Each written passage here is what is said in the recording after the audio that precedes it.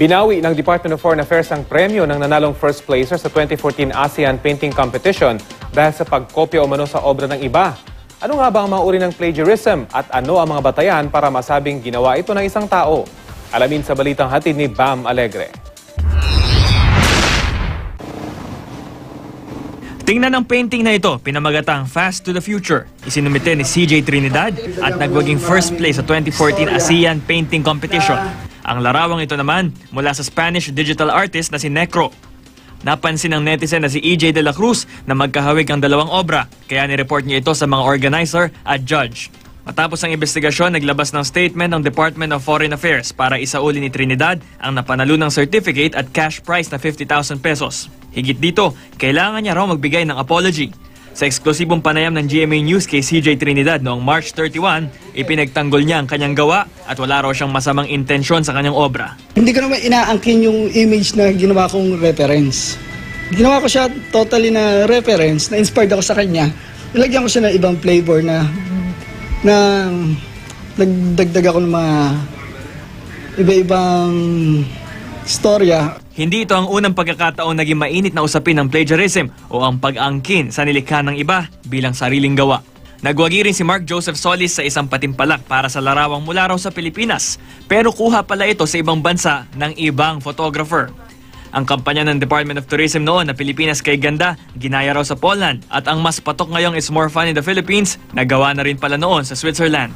Sa ibang bansa naman, sinibak kamakailan ng CNN ng isa nilang reporter-editor matapos matuklasang nag-plagiarize ng halos 50 artikulo. Minsan, ang pandaraya ay pwedeng hindi mo alam na ginagawa mo na pala. Parang kagandahang asal din yan.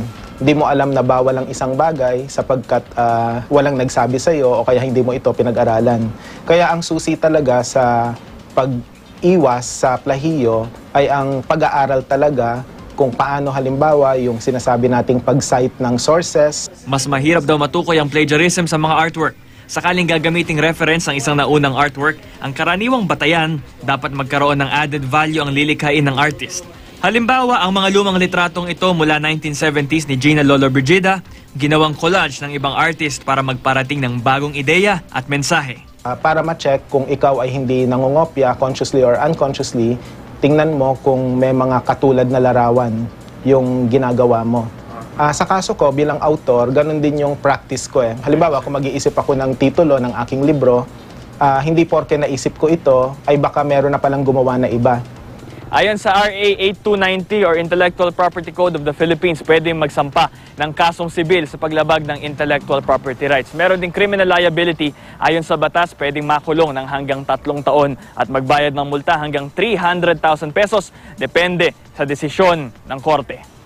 Para mas mabusisi ang proteksyon ng isang orihinal na ideya, maiging mag-file daw ng copyright, trademark o patent sa IPO o Intellectual Property Office. Whether you're a foreigner or you're a Filipino, pag composer ka, pag sculptor ka, manunulat ka, dapat bigyan ng protection yung ginawa mo. Bam Alegre, GMA News.